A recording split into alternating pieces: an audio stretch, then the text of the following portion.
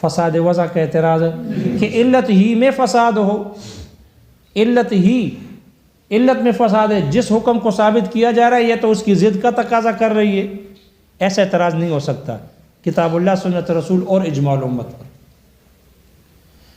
اور مناقضہ کبھی نہیں ہو سکتا کہ حکم علت موجود ہو اور حکم مؤخر ہو، ایسا بھی نہیں، اعتراض بھی نہیں ہو سکتا کتاب اللہ سنت رسول اور اجماع الامت پر۔ تو جب ان پر اعتراض کتاب اللہ، ان تینوں پر اعتراض، ان تینوں میں فساد وضع اور مناقضت جاری نہیں ہو سکتا، ان میں یعنی ان کے ذریعے سے اعتراض نہیں ہو سکتا، تو جس علت کا اثر ان کے ذریعے سے ثابت ہو اس میں بھی نہیں ہوگا، اس میں بھی فساد وضع اور مناقضہ کا اعتراض جاری نہیں ہوگا، اس کے ذریعے سے اعتراض درست نہیں ہوگا۔ کیوں؟ اس لیے کہ جس علت کا اثر ان تینوں کے ذریعے سے ظاہر ہوا ہے، اگر اس علت پر یہ فساد وضع اور مناقضہ کے ساتھ اعتراض کرنا درست ہو تو پھر جس کے ذریعے سے اس کا اثر ظاہر ہوا ہے اس پر بھی ہوں گے، حالانکہ یعنی کتاب اللہ سنت رسول اور اجماع الامت پر بھی یہی اعتراض ہوں گے، حالانکہ وہاں نہیں ہو سکتے۔ جب وہاں نہیں ہو سکتے تو ان کے ذریعے سے جس علت کا اثر ظاہر ہو اس پر بھی یہ دو اعتراض نہیں ہوں گے۔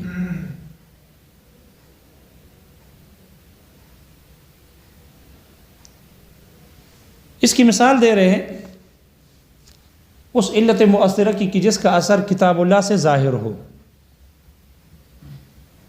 جیسے کہ شارح کہتے ہیں، ہم نے کہا کہ خروج نجاست من سبیلین، خروج نجاست ہمارے نزدیک خروج نجاست من غیر سبیلین ناقض وضو ہے۔ جو نجاست خون، پیپ وغیرہ، خون، پیپ یا گندا پانی، یہ اگر خروج ہو جائے بدن سے غیر سبیلین سے تو ہمارے نزدیک خروج نجاست من غیر سبیلین یہ ناقض وضو ہے۔ امام شافعی رحمہ اللہ کے نزدیک خروج نجاست من غیر سبیلین ناقض وضو نہیں، ہم کہتے ہیں ناقض وضو ہے۔ تو ہمارے نزدیک خروج نجاست کا ناقض وضو ہونے کی علت خروج نجاست ہے، خروج نجاست یہ علت ہے، اور اس کا ناقض وضو ہونا یہ اس کا حکم ہے، ناقض وضو ہونا اس کا حکم ہے۔ ہم کہتے ہیں یہ خروج نجاست یہ علت ہے، اور یہ علت مؤثرہ ہے، اس کا علت ہونا کتاب اللہ سے ثابت ہے، اس کا علت ہونا، مؤثر ہونا کتاب اللہ سے ثابت ہے۔ خروج نجاست کا چاہے من سبیلین ہو یا من غیر سبیلین ہو، خروج نجاست یہ علت ہے ناقض وضو ہونے کا، نقض وضو کا، وضو کے ٹوٹ جانے کا، اور ہم اس کا اثر ثابت کرتے ہیں۔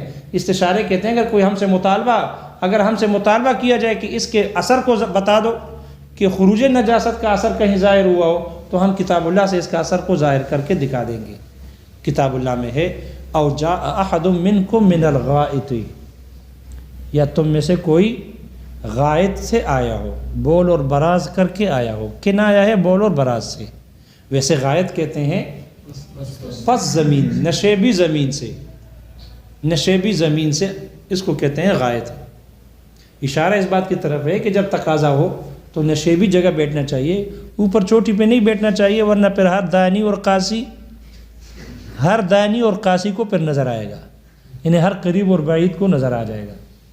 اس لیے ایسی جگہ انتخاب کرنا چاہیے جو وہ جگہ غائط ہو، یعنی پست ہو۔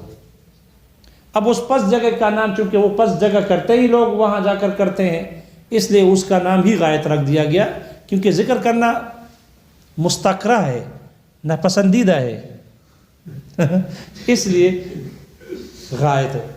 تو ہم کہتے ہیں دیکھو او جاء احد منکم من الغائط، آگے کیا ہے؟ او لامستم النساء فلم تجدوا ماء، مطلب پانی سے وضو کرو۔ کیوں؟ اس لیے کہ خروج نجاست ہو گئی ہے، من سبیلین، خروج نجاست ہو گئی ہے، اس لیے پھر وضو کرو۔ لیکن اگر پانی نہ ملے تو فتیمموا صعیدا طیبا، پھر تیمم کر لو۔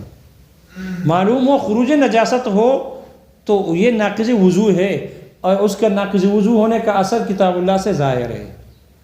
تو ہم کہتے ہیں خروج نجاست علت ہے اور نقض وضو یہ حکم ہے. اب وہ خروج نجاست چاہے سبیلین سے ہو یا غیر سبیلین سے ہو، تو سبیلین سے ہونا تو کتاب اللہ سے ثابت ہو گیا نا، اس کا اثر ظاہر ہو گیا. تو خروج نجاست کیا ہے؟ ناقض وضو ہے. مثال اس علت مؤثرہ کی کہ جس کا اثر سنت رسول سے ظاہر ہو، اور وہ یہ ہے کہ ہم احناف یہ کہتے ہیں کہ وہ حشرات جو گھروں میں رہتے ہیں کالسانپی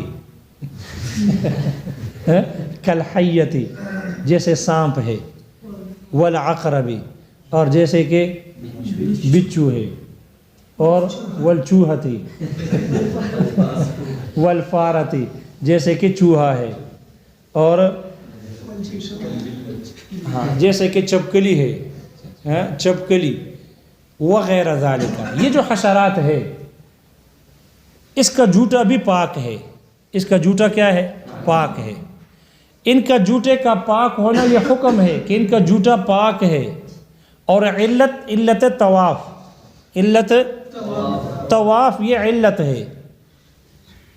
ہم کہتے ہیں ان کا جوتا پاک ہے جیسے بلی کا جوتا پاک ہے، اور علت اس کی طواف ہے. دیکھو طواف علت ہے، چاہے وہ طواف بلی کا ہو یا وہ طواف ان حشرات کا ہو. جیسے بلی سے بچنا مشکل، اسی طرح ان سے بھی بچنا مشکل ہے. اس لیے ہم علت طواف کی بنیاد پر کہتے ہیں کہ ان حشرات کا جوتا پاک ہے، ناپاک نہیں.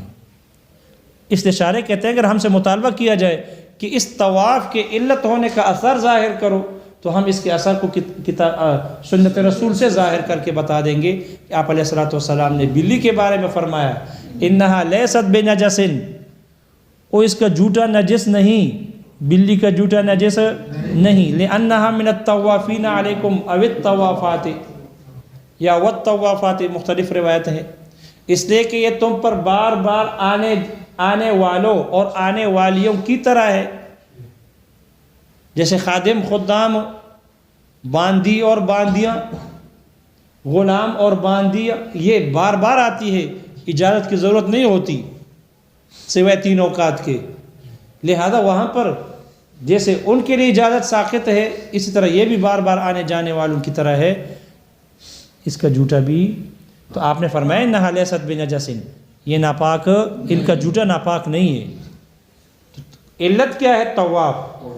لہذا طواف کا ہونا یہ علت ہے. دیکھو طواف چاہے وہ بلی کا ہو یا دوسرے حشرات کا ہو، لہذا اس کا علت ہونا معلوم ہو گیا، اس کا اثر ظاہر ہو گیا کتاب اللہ سے، سنت رسول سے. مثال سمجھ میں آ گئی؟ مثال اس علت مؤثرہ کی کہ جس کا اثر اجماع میں ظاہر ہوا ہو. اس کی مثال دی ہے جیسے کہ احناف کہتے ہیں کہ اگر چور ایک مرتبہ چوری کر لے تو اس کا دایاں ہاتھ کاٹا جائے گا، دایاں ہاتھ کاٹ دیا جائے گا. اگر دوسری مرتبہ چوری کرے تو اس کا بایاں پاؤں کاٹ دیا جائے گا، جانب مخالف سے بایاں پاؤں. اگر تیسری مرتبہ چوری کرے تو اس کا پھر بایاں ہاتھ نہیں کاٹا جائے گا، جبکہ امام شافعی رحمہ اللہ کے نزدیک بایاں ہاتھ بھی کاٹا جائے گا. ہمارے ہاں ہاتھ نہیں کاٹا جائے گا. ہاتھ کا نہ کاٹنا حکم ہے، ہاتھ نہیں کاٹا جائے گا تیسری مرتبہ کی چوری میں. اس کی علت کیا ہے؟ اس لیے کی علت ہم یہ بیان کرتے ہیں کہ اس سے انسان کی جن سے منفعت فوت ہو جاتی ہے. یہ دونوں ہاتھوں کا ہونا یہ کل منفعت ہے.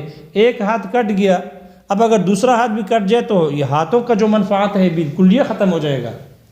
اس لیے جن سے منفعت بالکلیہ فوت ہو رہی ہے تو یہ تو اس کے ضائع کرنے کے، اس کے ہلاک ہونے کے مترادف ہے.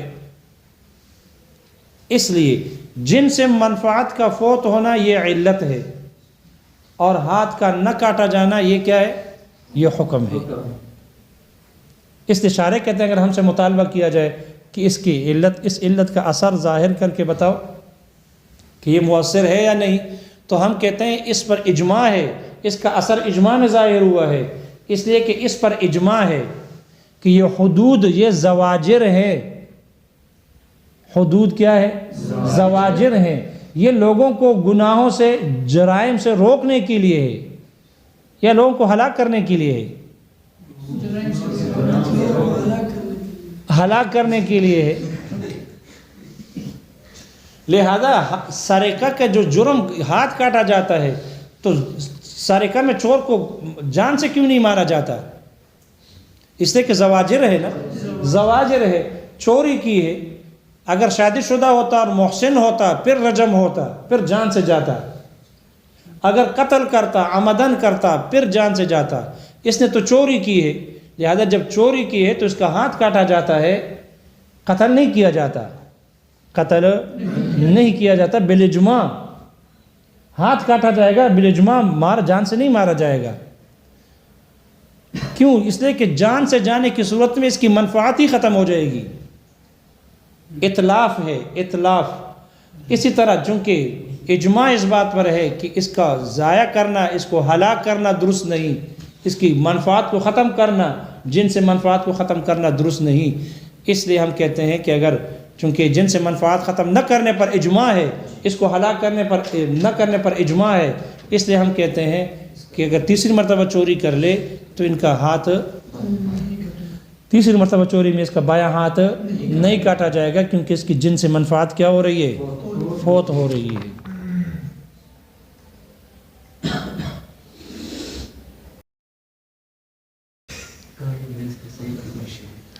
دیکھو بھائی، والمناقضۃ، اور مناقضہ، وہی تخلف الحکم عن الوصف، یہ مناقضہ کہتے ہیں حکم کا پیچھے رہ جانا، عن الوصف، اس علت اور وصف سے، الذی ادعا کونہ علتا، جس کے علت ہونے کا مدعی نے یا خصم نے دعویٰ کیا. ویعبر عن ھذا، اور شارح کہتے ہیں اس مناقضے کی تعبیر کی جاتی ہے فی علم المناظرۃ، علم مناظرہ میں، بالنقض، نقض کے ساتھ کی جاتی ہے. واما المناقضۃ، رہا مناقضہ، فہی مرادفۃ عندہم للمنع، یہ ان کے نزدیک منع کے مترادف ہے. کقول شافعی رحمہ اللہ فی الوضوء والتیمم، امام شافعی رحمہ اللہ کا قول ہے وضوء و تیمم میں، انہما طہارتان، یہ دونوں کے دونوں طہارتیں ہیں. فکیف افترقا فی النیت، جب دونوں طہارتیں ہیں تو دونوں نیت میں جدا کیسے ہو گئے؟ کیفا استفہام انکاری ہے، اے لا یفترقان فی النیت، یعنی یہ دونوں نیت میں جدا نہیں ہو سکتے جب طہارت میں جدا نہیں. فاذا كانت النیت فرضا فی التیمم بالاتفاق، پس جب نیت کرنا تیمم میں بالاتفاق، یہ نیت کرنا فرض تھی، فتکون فی الوضوء کذالک، تو وضو میں بھی اسی طرح ہوگا، یعنی نیت کرنا ضروری اور فرض ہوگا. فإنہ، تو اس کا ہم علت تردیہ، علت اعتراض مناقضہ کے ذریعے وارد کر رہے ہیں.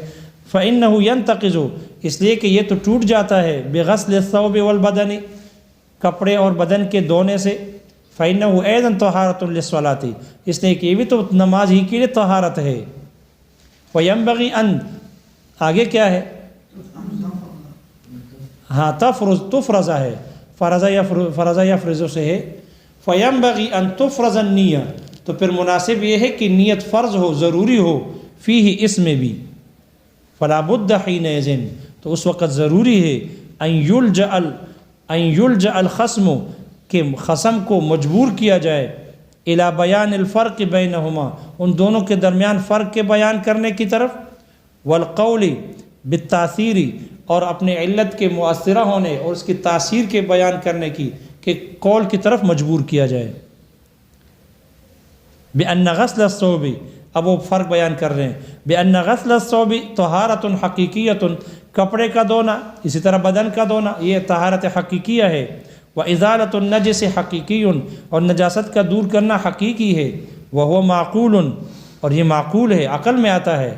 لا يحتاج إلى النیہ، یہ نیت کا محتاج نہیں. بخلاف الوضوء، برخلاف وضو کے، فإنه طہارۃ لنجس حکمی، اس لیے کہ جو طہارت ہے نجاست حکمی سے طہارت ہے.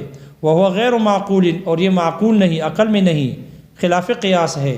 فیحتاج إلی النیہ، اس لیے یہ محتاج ہے نیت کی، کالتیمم، تیمم کی طرح. فنقول فی جوابہ، ہم اس کے جواب میں کہتے ہیں، ان زوال الطہارت بعد خروج النجس، نجاست کے نکل جانے کے بعد طہارت کا ختم ہو جانا، زائل ہونا، امر معقول، یہ امر معقول ہے، عقل میں آتا ہے۔ لأن البدن کلہ، اس لیے کہ پورا کا پورا بدن یتنجس بخروج البول والمنی بسواء، پیشاب کے نکلنے اور منی کے نکلنے سے برابر سرابر ان کے نکلنے سے یہ پورا بدن نجس ہو جاتا ہے۔ ولیکن لما کان المنی اقل اخراجن، اخراجن ہے خروجن ہے آپ کے یہاں، لیکن منی کا جب نکالنا، یہ اس کا نکالنا کم تھا، وجب الغسل فیہ لتمام البدن، تو اس میں پورے بدن کا دھونے کو واجب قرار دیا گیا، واجب ہوا، بلا حرج، بغیر حرج کے، تکلیف کے، بخلاف البول، برخلاف بول کے، فإنه لما كان اکثر خروجا، اس لیے کہ جب اکثر یہ ان کا نکلنا اکثر تھا، وفي غسل كل البدن بكل مرة، اور ہر مرتبہ کے نکلنے میں، ہر مرتبہ کے نکلنے میں، ہر مرتبہ بدن کے دھونے میں،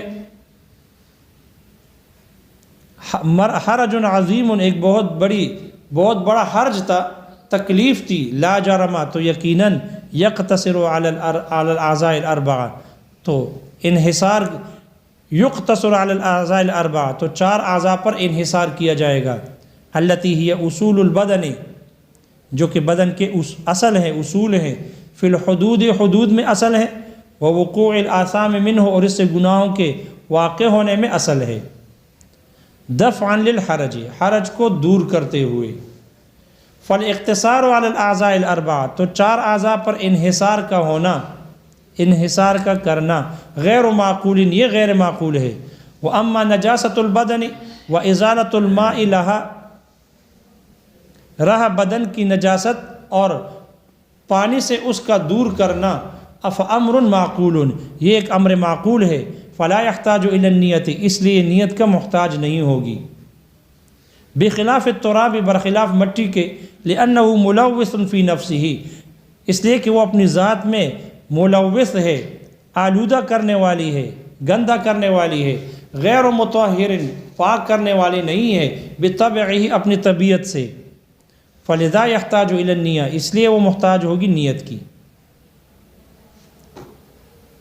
واما المؤثرہ، رہا علت مؤثرہ، فلیس للسائل فیہا، تو معترض کے لیے، سائل یعنی معترض کے لیے نہیں ہے اس میں، بعد الممانعت، ممانعت کے بعد نہیں ہے، الا المعارضۃ، سوائے معارضہ کے۔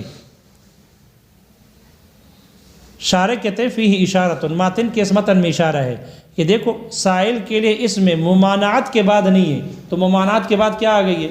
فساد وضع ہے، اور پھر اس کے بعد مناقضہ ہے، تو ممانعت کے بعد نہیں ہے، معلوم ہو ممانعت سے پہلا والا اعتراض ہے، ممانعت اور ممانعت سے پہلا والا وہ اعتراض ہے، یعنی وہ کر سکتے ہیں، الا المعارضہ، اور ان دونوں کے علاوہ ایک معارضہ ہے۔ شارح کہتے ہیں فیہ اشارۃ، ماتن کے اس متن میں اشارہ ہے اس بات کی طرف، الا انہ تجری فیہا الممانعۃ وما قبلہا، کہ اس علت مؤثرہ میں ممانعت جاری ہوتی ہے اور جو اس سے پہلے ہے، اعنی القول بموجب العلت، یہ جاری ہو سکتی ہے، ولا یجری فیہ ما بعدہا، اور ممانعت کے بعد والے ان میں جاری نہیں ہو سکتے، لأنها لا تحتمل المناقضة وفساد الوضع، اس لیے کہ یہ علت مؤثرہ یہ مناقضہ اور فساد وضع کا احتمال نہیں رکھتی، بعد ما ظہر اثرها بالکتاب والسنة والاجماع، کتاب اللہ، سنت رسول، الاجماع سے اس کے اثر کے ظاہر ہو جانے کے بعد۔ کیوں جاری نہیں ہو سکتی؟